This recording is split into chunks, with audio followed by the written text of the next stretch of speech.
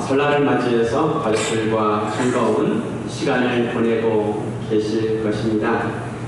우리에게 가족이 있다는 것과 또 가끔 이렇게 가족들이 한자리에 모여서 시간을 보낸다는 것은 참으로 감사한 일입니다. 그런데 가족 간의 관계가 좋으면 서로 만날 때 참 행복하고 좋지만 혹시 관계가 틀어져 있다면 만남 자체가 그렇게 즐겁지는 않은 것입니다. 사람은 건강한 관계를 맺어야 합니다. 건강한 관계를 통해서 그 관계 속에서 참다운 존재의 의미를 느낄 수 있고 관계를 잘 맺어야 그 관계 안에서 행복과 기쁨을 맛볼 수가 있는 것입니다. 이 세상에서 모든 것을 가졌다 할지라도 만약 관계가 잘못되었다면 그것은 지옥에서 생활한 것과 같을 것입니다. 조선시대 왕궁에는 왕궁은 풍요로운 곳이었고 또 왕궁에는 가장 지식과 정보가 풍부한 곳이었습니다. 가장 화려한 곳이었습니다. 그러나 500년 조선왕조 시대를 보면 왕궁 안에서 많은 싸움이 일어났습니다. 오늘도 사람들은 재벌을 부러워합니다. 드라마 하나를 하더라도 재벌이 나와야 사람들의 그 시청률이 올라갑니다.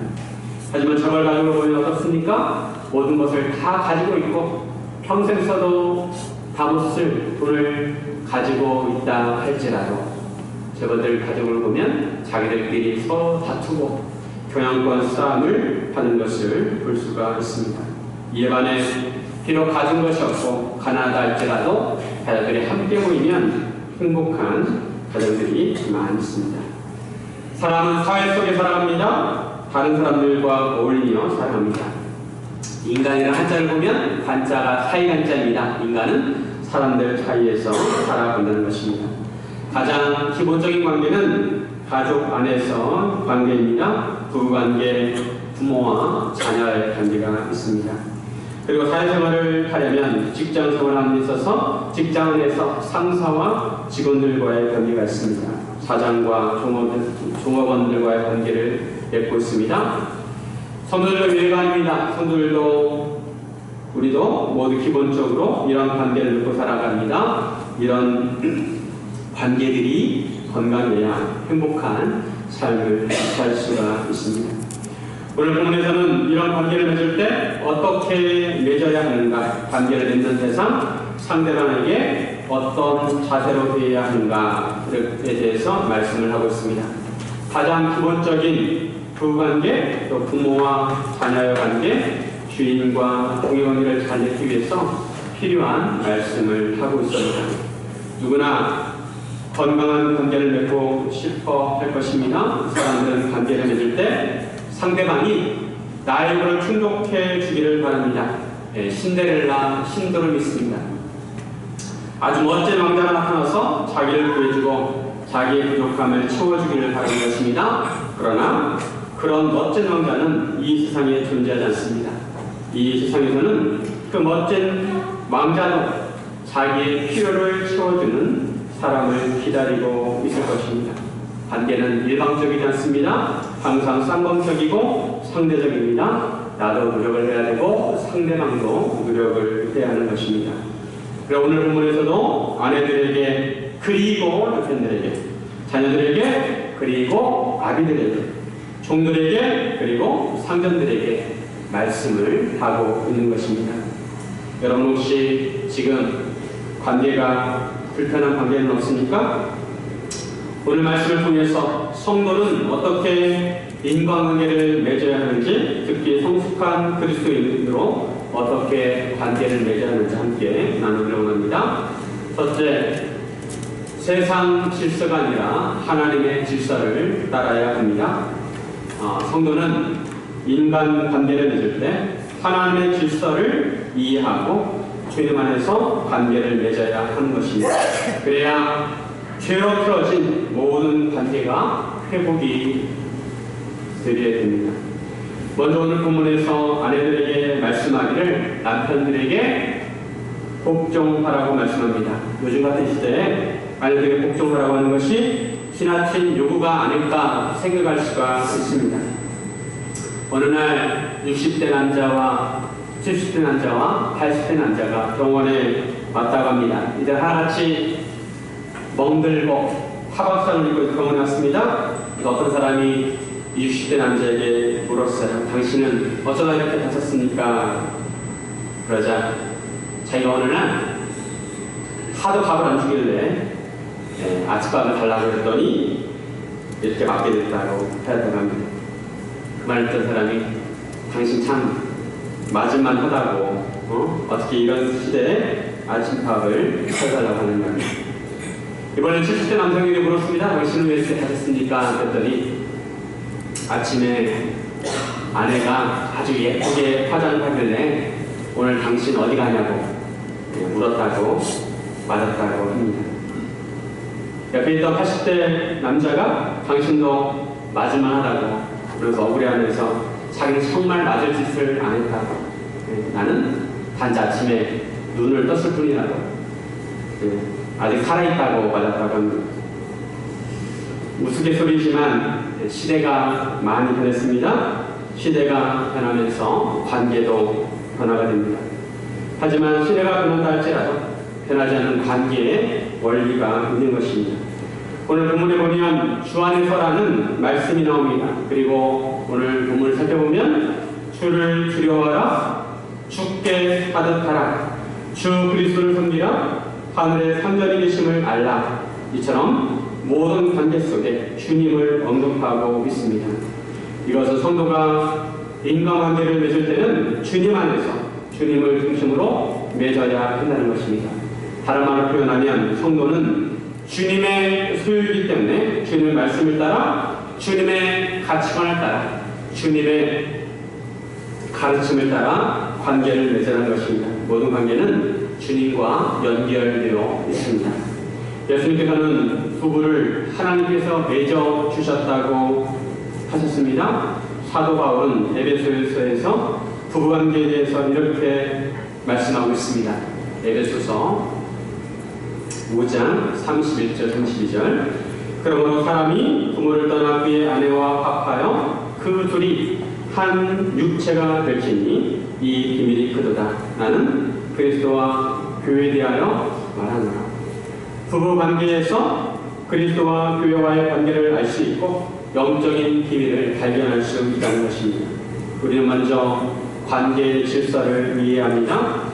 이 세상을 창조하신 하나님은 질서의 하나님이십니다. 우주를 창조하실 때 질서 있게 창조하셨고 인간을 창조하실 때도 질서 있게 창조하셨습니다. 하나님께서는 남자를 먼저 창조하시고 그 다음에 여자를 창조하셨습니다. 부모가 먼저 이 세상에 존재하고 그 다음에 부모를 통해서 자녀가 태어나게 되었습니다. 이것이 관계에 있어서 기본적인 질서입니다. 인간관계에 있어서 이러한 기본적인 질서를 존중하라는 것입니다. 아내는 남편에게 복종해야 합니다. 이것이 주 안에서 마땅하다고 말씀합니다. 주님께서 정하신 질서라는 것입니다. 여기서 복종이라는 단어는 우리가 흔히 생각하는 윗사람에 대한 복종으로 이해해서는 안 되고 성경적인 의미로 이해해야 합니다. 죄가 들어온 이래로 아내는 남편을 자기의 질서 아래로 복종시키려는 그런 습성을 가지고 있습니다. 그러나 이것은 건강하지 못한 것입니다. 건강한 관계가 되려면 아내가 하나님께서 정하신 질서에 자신을 복종시켜야 한다는 것입니다. 즉 아내에게 복종하라고 하는 것은 하나님께서 질서를 정해놓으셨는데 그 질서대로 복종하라는 것입니다.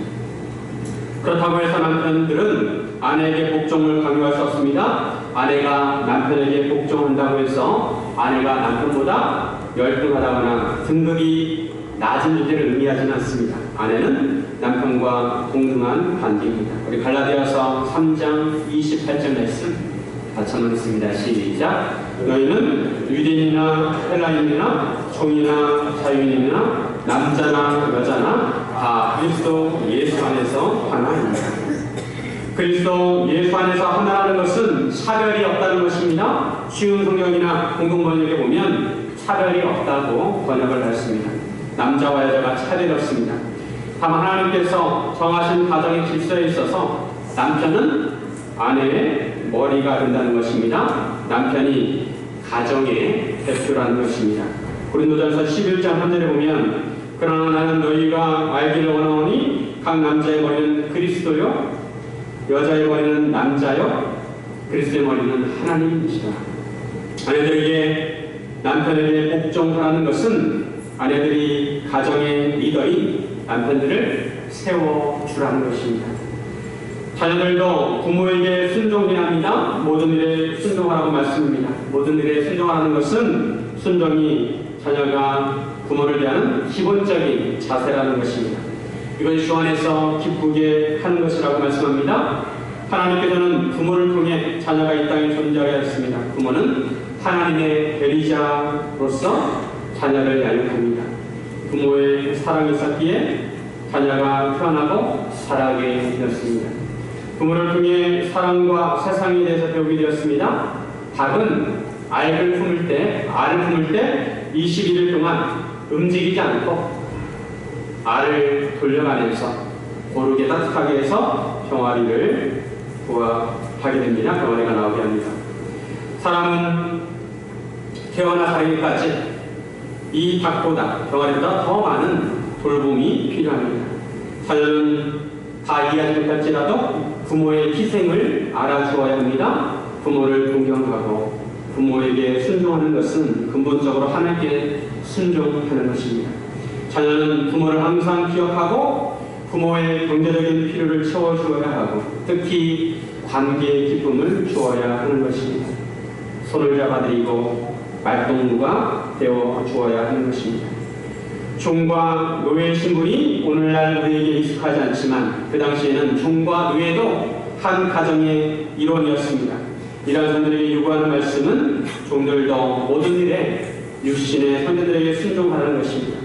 오직 주를 두려워하여 성실한 마음으로 하라고 말씀하고 있습니다. 기본적으로 인간은 주님의 질서를 따라 관계를 맺어야 합니다. 주님을 중심으로 관계를 맺어야 합니다. 그런데 오늘날 인권이라는 미명 아래 주님의 질서를 무시하는 경향이 있습니다. 얼마 전에도 군 하사관이 휴가 중에 성전환 수술을 해서 사회적 이슈가 되었습니다. 군복무를 계속 시켜야 하는가 아니면 전역을 시켜야 하는가 이것이 이슈가 되었습니다. 그 사람이 남자였는데 여자로 성전환 수술을 했는가에 대해서 그것이 옳고 그른가 논의하는 것이 아니라 그것을 이제 건너뛰고 이 사람을 전역을 시켜야 되는가 말아야 되는 것이 이슈가 된 것입니다. 현대사회는 인본주의를 추구하고 있고 물질적이고 합리적인 사고를 추구합니다. 그러다 보니 보이지 않는 존재, 인간의 감각으로 확인할 수 없는 것에 대해서는 무시하는 경향이 있습니다. 창조주 하나님을 인정하지 않고 절대적인 진리를 인정하지 않습니다. 하나님께서 정해놓으신 질서를 인정하지 않고 인간이 주인이 되어서 자기들의 질서를 스스로 정하려고 합니다. 남성과 여성은 태어날 때 정해지는 것입니다. 그런데 그 성 정체성을 인간이 바꾸는 것도 인간의 권리라고 주장하는 것입니다. 부부의 형태도 하나님께서 남자와 여자가 만나면 한 몸을 이루게 하셨는데 인간들은 이러한 하나님의 질서를 무시하고 남자와 남자가 또는 여자와 여자가 부부가 될 수 있다고 주장을 합니다. 이러한 주장은 처음에 아담이 선악과를 취하려는 마음과 같습니다. 자신이 하나님같이 되고자 하는 마음인 것입니다. 하나님께서 에덴동산에 선악과를 놓으신 것은 창조 하나님을 기억하고 하나님의 질서를 따르고 하나님의 법을 지키라고 선악과를 주신 것입니다. 하나님께서 결정하실 수 있는 영역이 있고 인간이 결정할 수 있는 영역이 정해져 있는 것입니다. 인간이 모든 것을 결정할 수 있다고 생각하는 것은 인권에 대한 지나친 해석입니다. 성도는 다른 사람과 관계를 맺을 때 먼저 주님의 질서를 따라야 합니다. 주님 중심으로 주님 안에서 관계를 맺어야 하는 것입니다. 주님께서 기뻐하시는 관계를 맺어야 하고 주님께서 정하신 법을 따라야 합니다. 그럴 때 건강한 인간관계가 되고 그 속에서 하나님께서 주시는 평안과 행복을 느낄 수가 있는 것입니다. 사랑하는 여러분, 주님의 질서대로 주님 안에서 건강한 관계를 맺으시기를 주님의 이름으로 축원드립니다. 둘째로, 이익 중심이 아니라 가치 중심의 관계를 맺어야 합니다. 성도는 관계를 맺을 때 하나님의 가치를 추구해야 합니다. 인간의 삶을 의미 있게 하는 것은 소유나 그 사람의 사회적 지위나 지식이 아닙니다. 바로 가치입니다. 어떤 가치를 위해 사는가, 어떤 가치를 추구하냐에 따라서 그 사람의 존재의 의미를 결정하는 것입니다. 이런 가치들은 관계 속에서 실현되고 이루어지는 것입니다. 그런데 세상 사람들은 인간관계를 맺을 때 자기에게 얼마나 이익이 되느냐, 얼마나 유익이 되느냐에 초점을 둡니다. 나에게 얼마나 이익이 되냐에 따라서 관계를 맺기도 하고 관계를 끊기도 하는 것입니다. 그러나 성도들은 가치 중심의 관계를 맺어야 합니다. 아내와 남편과의 관계에 있어서 추구해야 하는 가치는 각각 복종과 사랑입니다. 아내가 남편에게 복종하고 남편은 아내를 사랑해야 합니다. 당시에 아내에 비해서 남편의 권한은 상대적으로 강했습니다. 당시의 가부장적인 사회에서 아내 위치가 매우 약했습니다. 그 당시에는 그렇게 의술이 발달하지 않아서 아이를 낳다가도 아내들이 많이 죽게 되었습니다. 그래서 아내가 있음에도 다른 여자를 아내로 맞이할 수도 있었고, 남편이 상대적으로 힘이 강하기 때문에 아내를 강압적으로 대했습니다. 이런 남편에 대해서 아내를 괴롭게 하지 말라고 말씀합니다. 남자는 개척하고 정복하도록 창조되었는데 죄가 들어오면서 남자가 난폭해졌습니다. 여자는 섬세하고 부드럽게 창조되었는데 죄가 들어오면서 쉽게 상처받고 민감하게 되었습니다. 남편은 아내를 대할 때 인격적인 사랑으로 대해야 합니다. 본문에서 아내를 사랑하라고 할 때 헬라어 단어가 뭐냐면 아가페입니다. 아가페.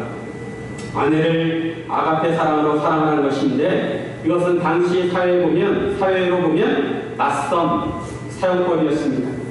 당시에 남녀 간의 사랑은 에로스, 형제 간의 사랑은 필리아, 부모 자녀 간의 혈연적인 사랑은 스톨게, 인간에 대한 신의 무조건적 사랑은 아가페라는 단어를 사용했습니다. 그래서 남편이 아내를 사랑한다는 표현할 때 그 사랑은 에로스라는 단어를 사용해야 되는데, 오늘 성경 본문에서는 에로스 대신에 아가페라는 단어를 사용했다는 것입니다. 이것은 무엇이냐면, 남편이 아내를 사랑할 때 주님을 사랑하듯이 사랑하라는 것입니다. 아내를 마치 부드럽고 민감한 꽃처럼 사랑해야 한다는 것입니다. 화분에 꽃을 키울 때도 어떻게 하냐에 따라서 꽃이 피기도 하고 꽃이 지기도 합니다. 마찬가지로 아내에게 권위적이고 강압적으로 하면 아내는 시들고 말라버립니다. 하지만 부드러운 사랑으로 대하면 활짝 피어나게 되는 것입니다. 남편은 한 가정의 가장으로서 한 가정을 책임져야 합니다. 만약에 가정에 대한 책임을 등한시하면 그것이 아내를 괴롭게 하는 것입니다. 남편은 가정의 경제를 책임져야 하고 안전하게 보호해야 하고 자녀들을 양육할 책임이 있습니다.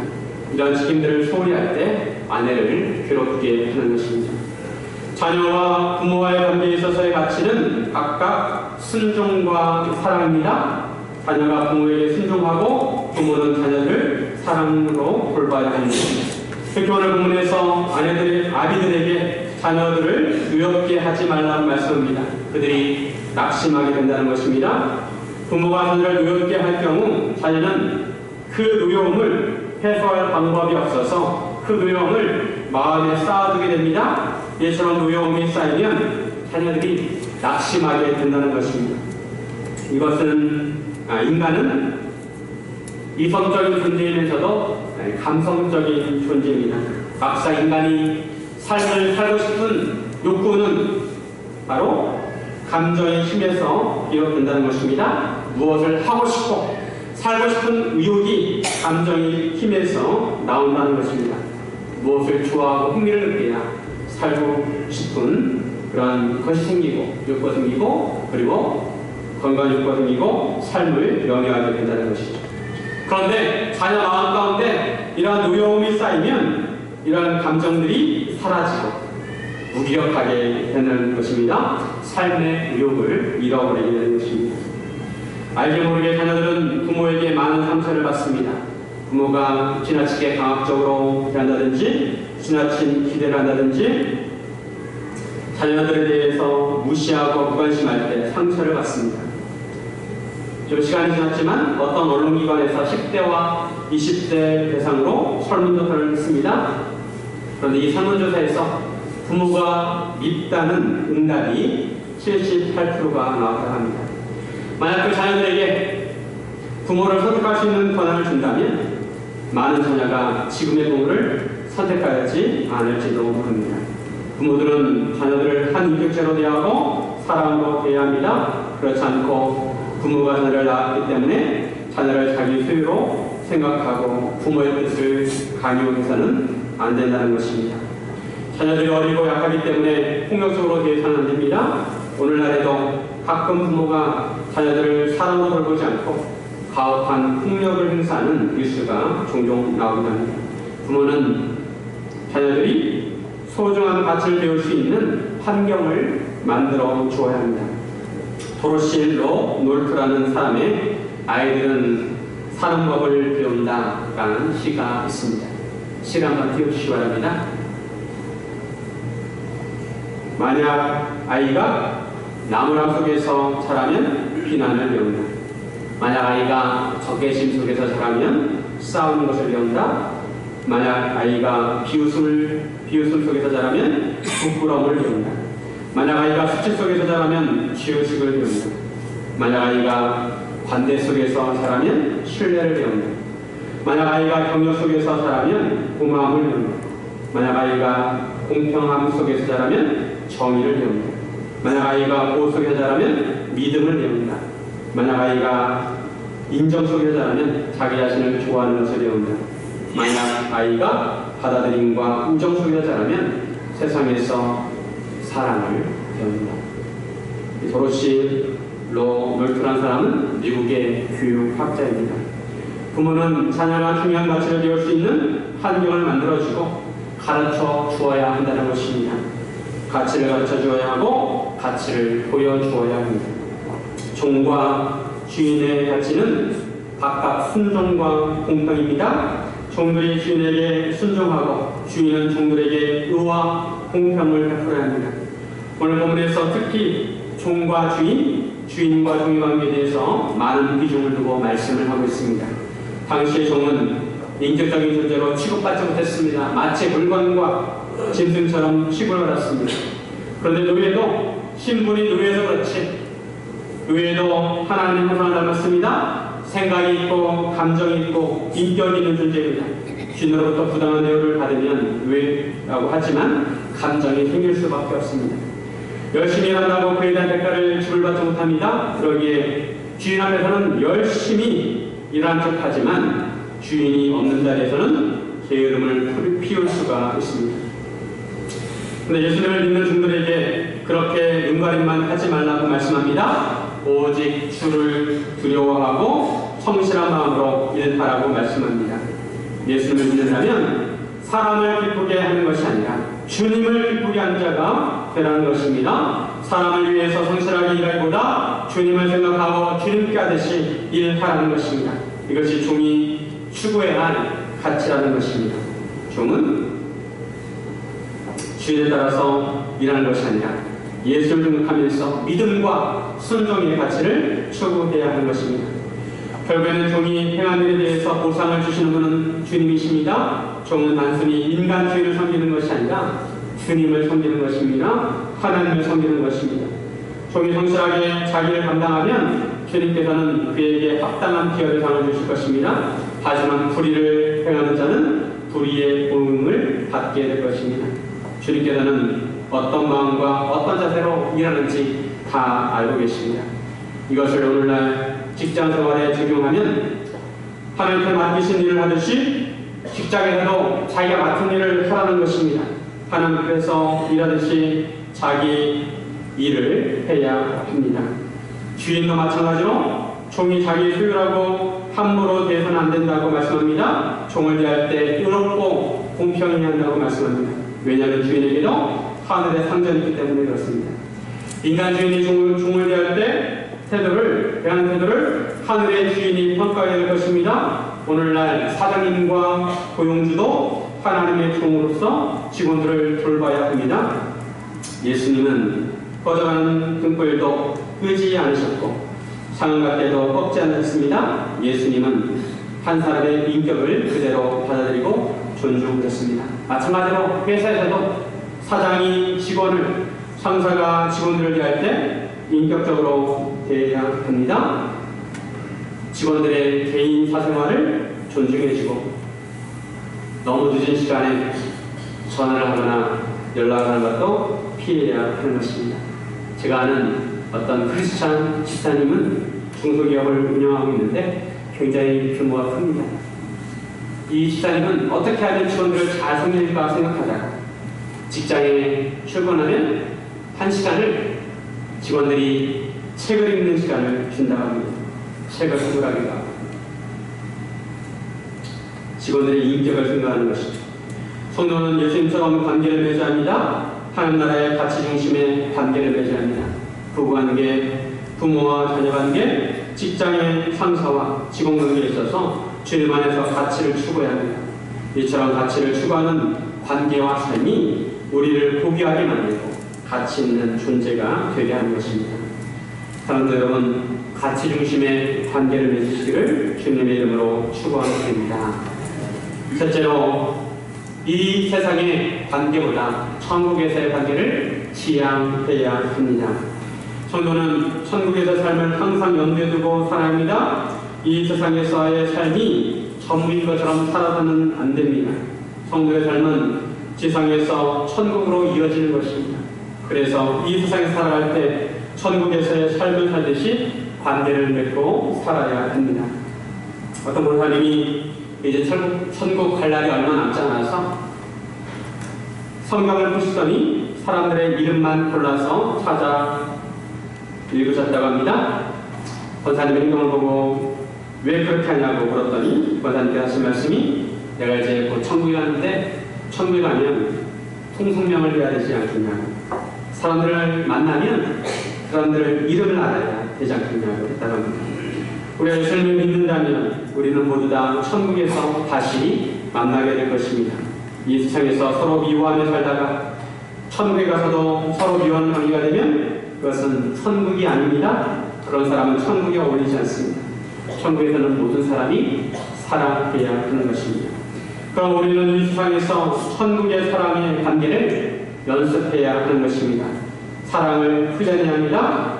아무래도 이 세상에서는 아직 우리의 성화가 완성되지 않았기 때문에 서로가 부족한 면이 있고 미숙한 부분이 있습니다. 그러기에 서로에게 상처를 주는 말을 할 때도 있고 상처를 받기도 합니다. 그러면 우리는 예수님께서 보여주셨던 사랑을 우리는 연습하고 사랑해야 합니다. 사람들이 꽃을 얻기 위해서 가시에 찔리듯이 사랑을 얻기 위해 마음의 상처를 감수해야 한다는 말이 있습니다. 상처받기 위해 사랑하는 것이 아니라 사랑하기 위해서 상처를 받는 것입니다. 바로 우리 예수님께서도 그렇게 하셨습니다. 우리를 사랑하시기 위해서 십자가에 못 박히셨고 찔리셨습니다. 사실 예수님께서는 관계에 있어서 우리에게 사랑의 본을 보여주셨습니다. 예수님은 교회의 신랑으로서 신부인 교회를 죽기까지 사랑하셨습니다. 그리고 성부 하나님의 아들로서 죽기까지 하나님 아버지께 복종하였습니다. 또한 여호와의 종으로서 주어진 사명을 어린 양처럼 말없이 감당하셨습니다.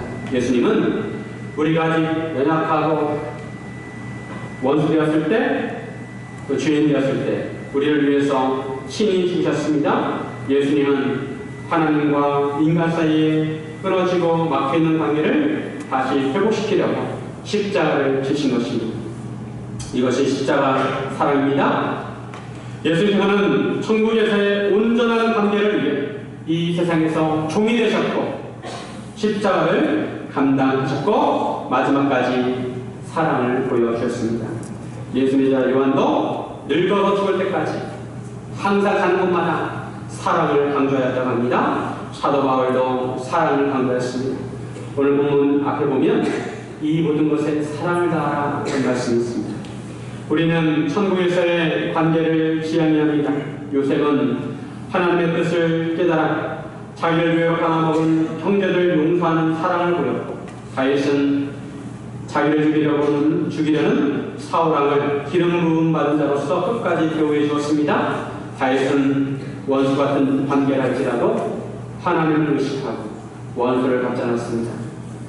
욥은 이해할 수 없는 고난 가운데서도 하나님을 원망하지 않았습니다. 하나님과의 관계를 신실하게 유지하였습니다. 믿음이 성숙한 그리스도인은 관계에서 승리하는 것입니다. 자기중심적인 관계를 맺는 것이 아니라 하나님 중심적인 관계를 맺고, 자기 뜻과 자기 생각과 자기 욕심이 아니라 하나님의 뜻과 하나님의 질서를 존중하고 관계를 맺어가는 것입니다. 요셉과 다윗과 욥은 이 세상에서도 마치 천국에서 사는 것처럼 사람들과의 관계를 맺어갔던 것입니다. 한없이 억울해하고 한없이 마음 아파할 수 있었지만 하나님에 대한 사랑과 믿음으로 극복하였습니다.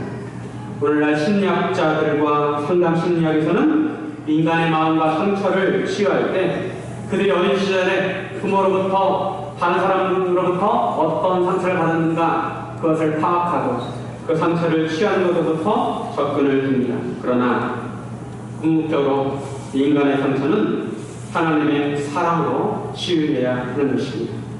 하나님에 대한 믿음이 건강한 관계를 맺게 하는 것입니다. 하나님의 사랑이 정답입니다. 하나님의 사랑과 은혜를 많이 받은 쪽이 관계를 회복시킬 수 있습니다. 때로 상대방은 내가 관계 회복을 위해서 얼마나 노력하는지 모를 수도 있습니다. 부모로부터 상처받은 자녀는 부모가 나에게 미안하다 한마디만 하면 참 좋을 것 같다고 생각하지만 부모는 내가 상처받은 것도 그 사실조차도 모를 때가 있습니다. 그럴지라도 우리는 하나님의 사랑과 은혜를 우리가 얼마나 많이 받은 존재인지 생각하고 하나님의 사랑으로 사랑해야 한다는 것입니다.